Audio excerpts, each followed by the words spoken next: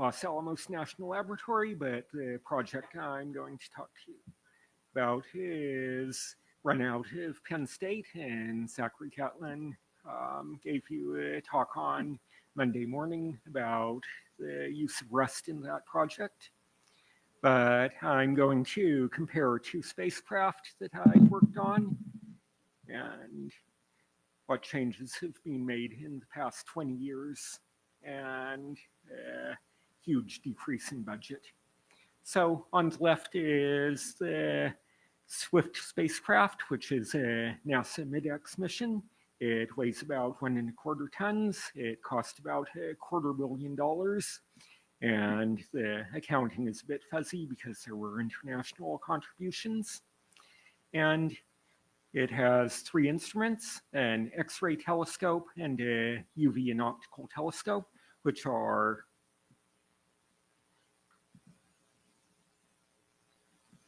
these tubes here. These are narrow field instruments. They cover less than the size of the full moon. And there's also this large object, which is the Burst Alert Telescope, or BAT, which is a wide field X-ray instrument, which covers about 1/8 of the sphere of the sky, so 1.5 steradians. And that is the instrument that I worked on.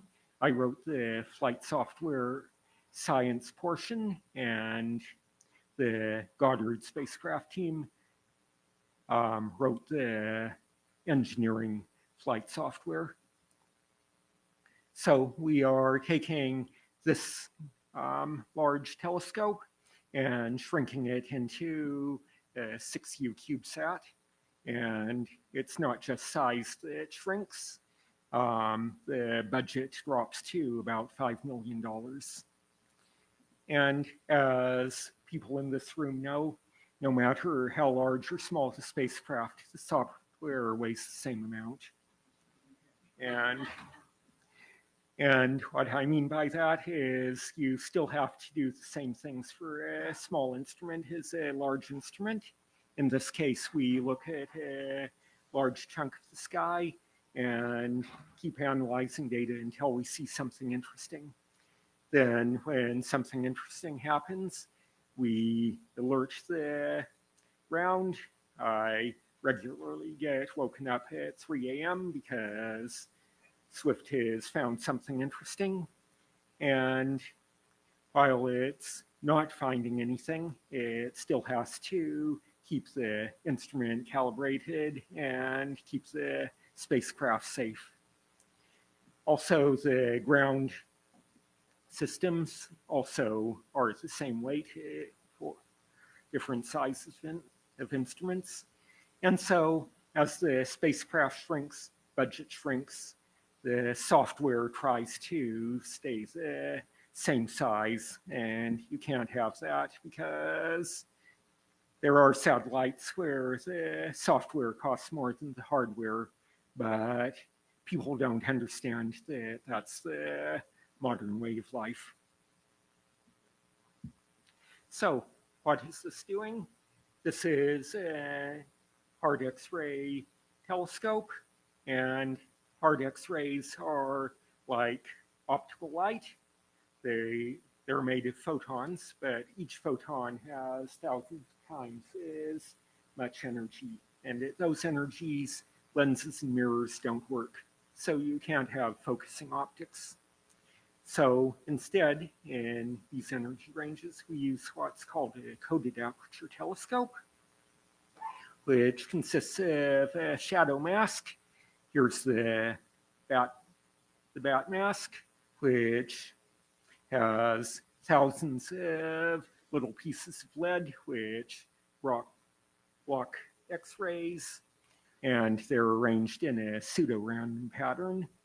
And for comparison, this rectangle in perspective is the same scale as the bat mask on Swift. So when X-rays come in, they pass through the shadow mask or are blocked, depending on whether they get through a hole or a lead piece. and that casts a shadow on the position-sensitive detector. And the relative position between the mask and the shadow pattern tells you which direction the X-rays are coming from, and therefore where in the sky the source is.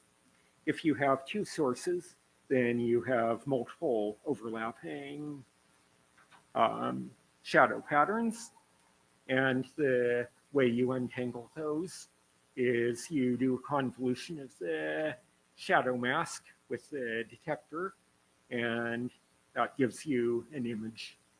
And the way you do convolutions is you do a forward fast Fourier transform, multiply by the Fourier transform of the mask, and then an inverse Fourier transform. That gives you a megapixel image, more or less, in these two instruments. And so you need to do a couple of megapoint fast Fourier transforms for each image. And in the era where we made the bat, that takes about 8 seconds. So you want to carefully pick which time period you do this for. So why are we doing this? Gamma ray bursts are sudden flashes of X-rays and gamma rays, which come from random points in the sky at random times, and maybe twice a day, but totally unpredictable. So the only way to catch them is to look at a large region of the sky, which is something that coded apertures are good at, and wait until you see something. So the software reads the detector and goes along, looks for variations in the count rate, and sometimes it sees something like this. When it sees a variation on some time scale or other, and the variations can be a few milliseconds or tens of seconds long, it grabs the data for the corresponding peak and makes an image. 99.9% of the time, the peak is due to going through the different portions of the magnetosphere, or maybe it's a real source that you know about. Any Cygnus X1, SCO X1, any source at these energies is usually highly variable. So you get a lot of detections for that. But sometimes when you make the image, you find something that's not in your catalog. So you have a new source, and that's often a gamma ray burst. When that happens, you first alert the entire world, because there are a lot of astronomers on the ground who are looking for these things. They have fast telescopes that can whip around and point wherever we say there's something interesting there. And in the Swift era, with Swift, which launched in 2004 and is still going strong, it's produced thousands of these gamma ray bursts. And so it whips around and makes highly detailed observations with the narrow field X-ray telescope and optical telescope, and gets a more refined position. Swift has large reaction wheels, and it can crank itself around in 2 minutes or less. And this was the first satellite which had that degree of autonomy. And so when it sees the gamma ray burst, it produces more information combined with what the telescopes on the ground see. And sometimes you see a really interesting burst, and then you get the huge telescopes, the 10-meter Keck class telescopes, pointing at the burst and finding out all sorts of useful things. Also, since we have a telescope in space that can point anywhere in a couple of minutes, that has a lot of interest to other astronomers who aren't interested in gamma ray bursts, but have their own pet projects. And they say, oh, here's something interesting that's happening right now. I wish I could get an X-ray telescope looking at it.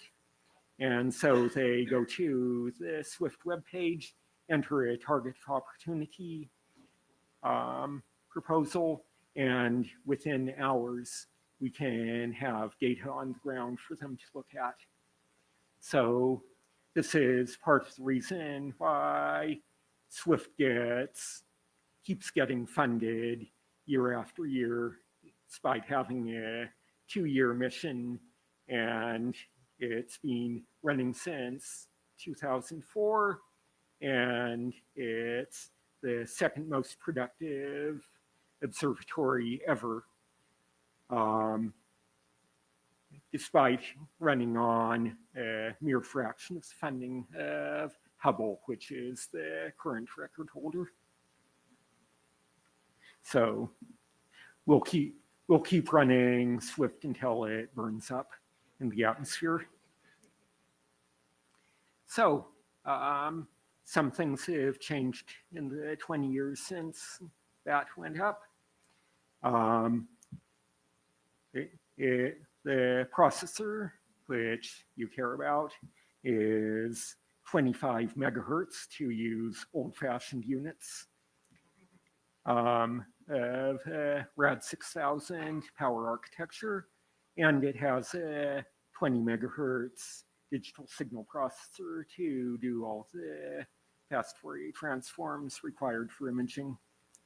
In comparison, we're using a Zinc 7020 with a couple of 700 megahertz ARM cores and FPGA fabric that we'll use to build FFT engines for much faster processing. And so the BAT processor costs more than a mansion, and we had 2 of them because it was that class of NASA mission, and so you had A and B strings. We've never had to turn on the B string, which is good. And the Black Cat processor is a credit card sized computer, which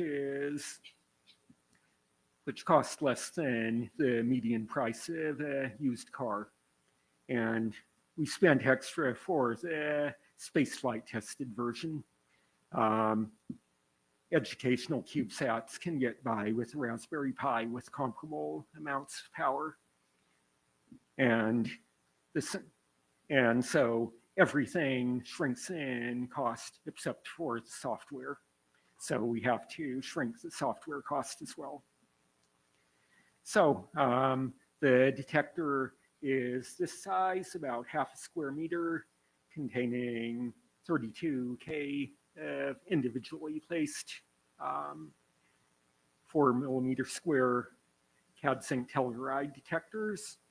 The Black Cat detector is 4 silicon imagers.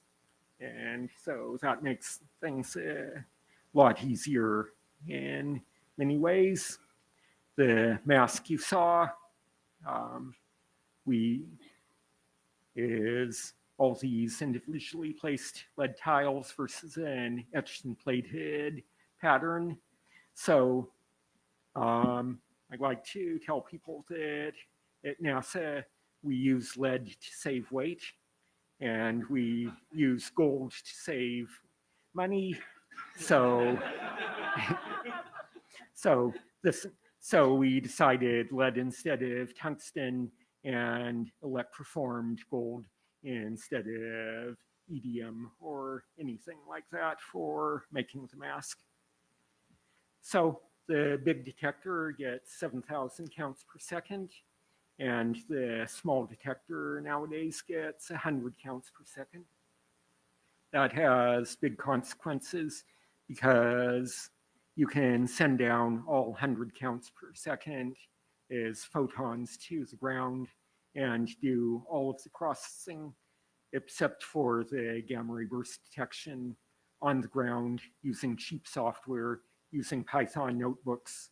If you get a bug in your code, it doesn't crash the instrument. And for 7,000 counts per second, you have to carefully pre-analyze the data, make data products that you can later do science from.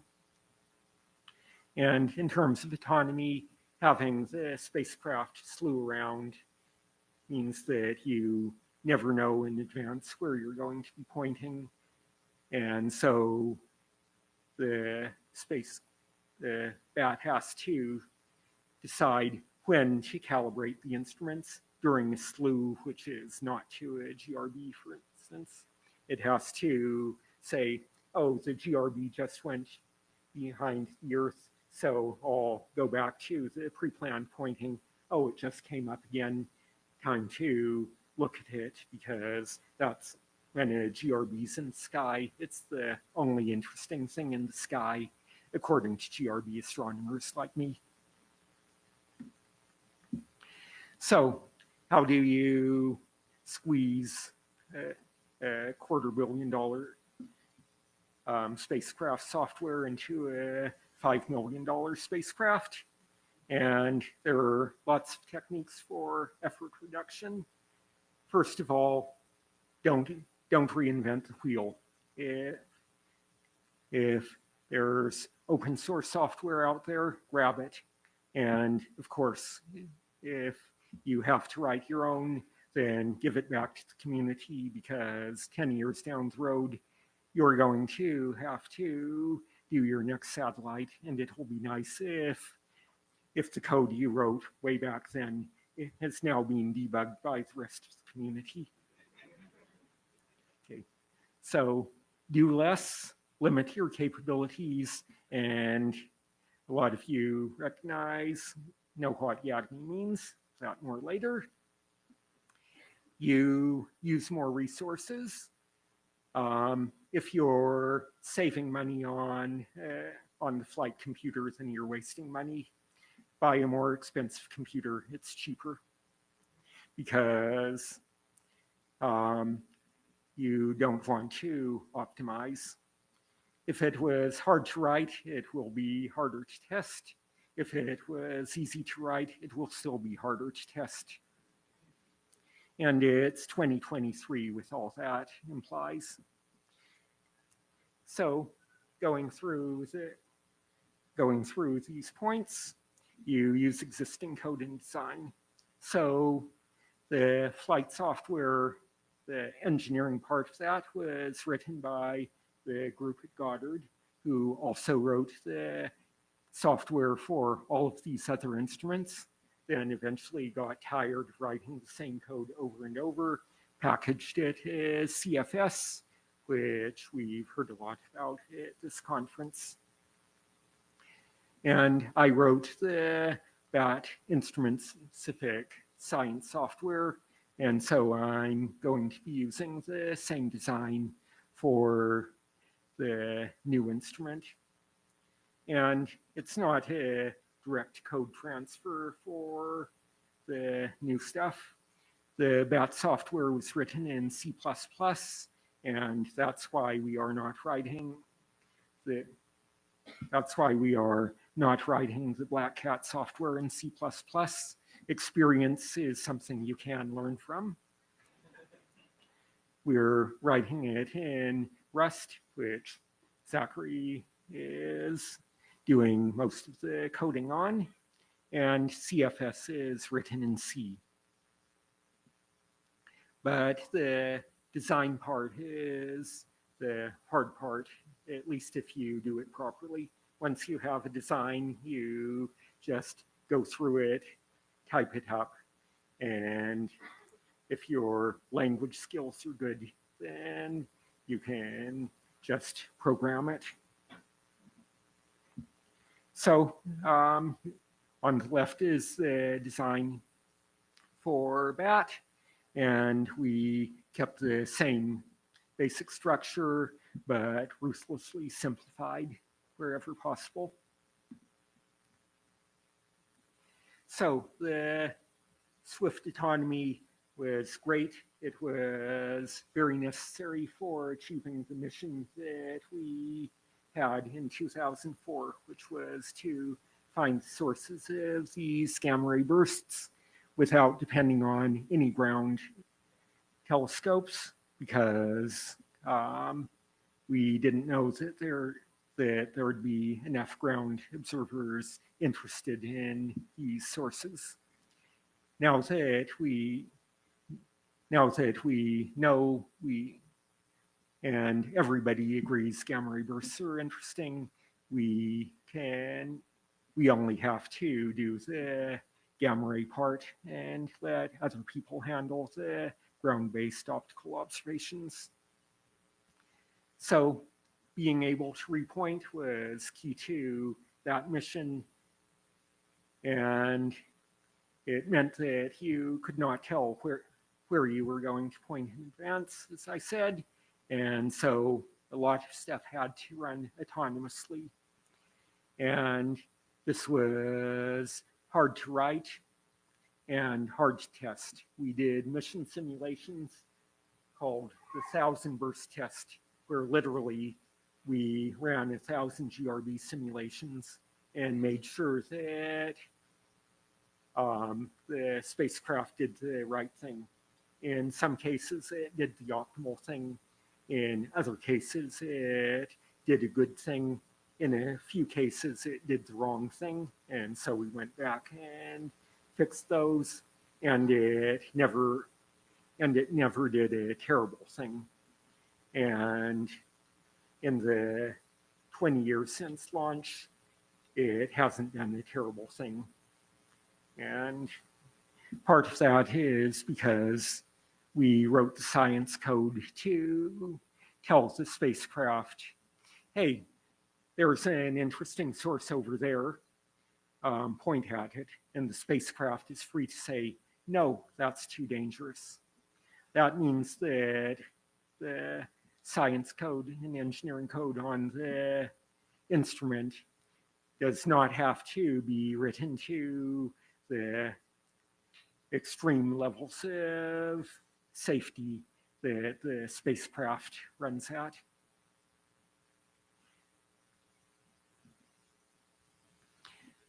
Okay, so Black Cat does not have autonomous pointing.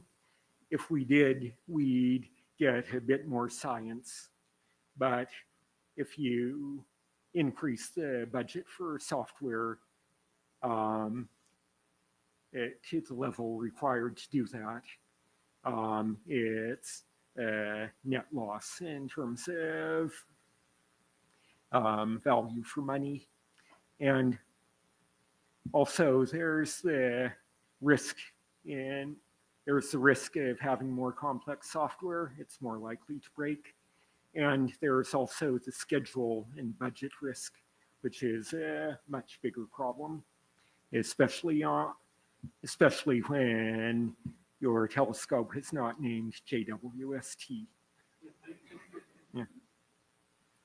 So this will make testing much simpler, and much simpler, of course, never means simple when you're testing. So there's a common acronym, YAGNI. You ain't gonna need it. So in addition to the complex autonomous software, we also made complex data products. On Swift, for instance, you can do pulsar folding. You can say, this interesting source is going to be periodic with this period, which has these period derivatives, because mostly relativistic Doppler shift because you're going around the Earth. And so I have, so you can send up a command to do pulsar folding with barycentering, and that's great. Never been used, basically. And you can also say, I'll continuously look at the count rates for this source, doing a 1 pixel image effectively continuously. It's great. Never used. So when somebody says you ain't gonna need it, you ain't gonna need it. Also, with Black Cat, you can do that with the data that comes down on the ground, because you only get 100 photons per second down the pipe. You get them on the ground. You don't need this processing on board. We can also use the single pixel imaging to say, oh, Cygnus X1 is highly variable, so it's going to go up and down and up and down. And so when you see something like that, you know not to spend your 8 seconds of CPU time on making an image of that. Wait until a gamma ray burst comes along. We've never used that. So complexity of coding is a cost, but testing is the big cost. So small circuit board containing zinc 7020, 2 ARM cores, fast, FPGA, even faster for doing FFTs, and processing 2% as many photons. It's great. I don't have to worry about optimization. And the first rule of optimization is don't. And the second rule of optimization is don't unless you have to. And for Swift, we had to. We had about 100 CPU cycles that we could afford to spend on each photon. So at the proposal stage, while we were speccing out the processor, I wrote the inner loop of the code that has to touch every photon, coded it up, compiled it, dumped the assembly language, and counted the cycles, and found, yes, by using the most powerful processor available at the time, we could do it. And that's why we put through the proposal.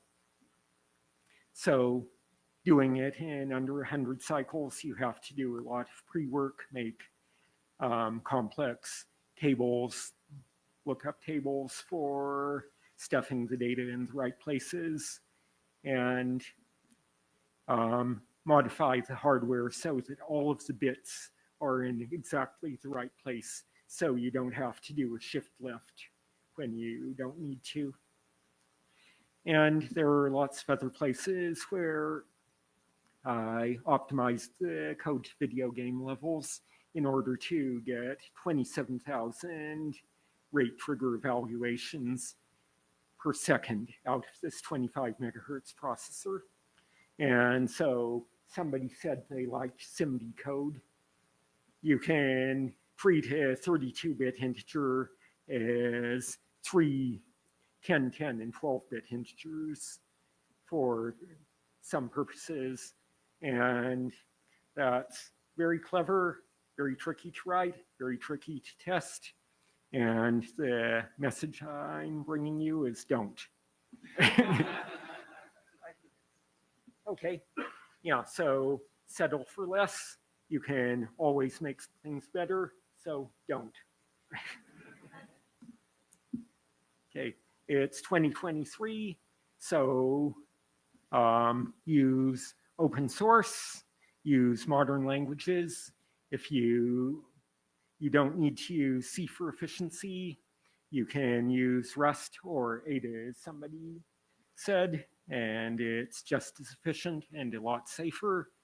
and you can write better code faster if you don't have to worry about the things that these languages take care of for you. And if you want to use Python, you can probably use Python. It's not as efficient, but if you're worrying about efficiency, then you spent too much buying too cheap a processor. And modern tools, Git, unit tests, issue trackers, and do as much as possible on the ground. So don't do waterfall. And so I hope I've told you nothing new. These are all things that everybody says, and some people believe, and some people actually do. So we're trying to do it for this project. So here's the Penn team that's doing the satellite, and are there any questions?